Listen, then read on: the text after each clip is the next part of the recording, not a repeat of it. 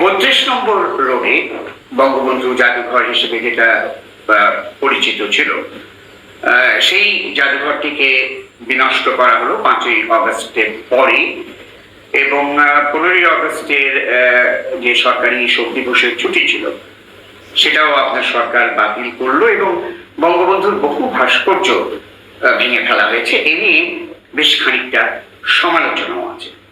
আবার অনেকেই বলছেন তাদের ভাষায় যে বঙ্গবন্ধু শেখ মুজিবুর রহমানকে তারা ফ্যাসিবাদের আইকন হিসেবেও দেখছেন, এবং তারা বলছেন সেই কারণে এটা ঘটেছে।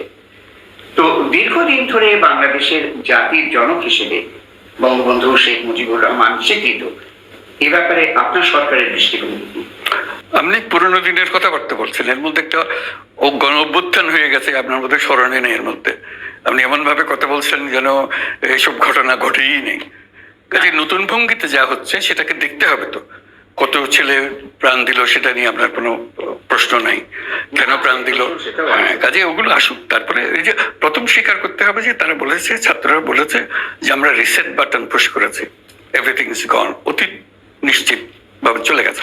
এখন নতুন ভঙ্গিটা আমরা করে তুলবো, দেশের মানুষতা চাই। তো সেই নতুন ভঙ্গিটা তোলার জন্য যেটা আছে সেটা হলো যে আমাদেরকে সংস্কার করতে হবে।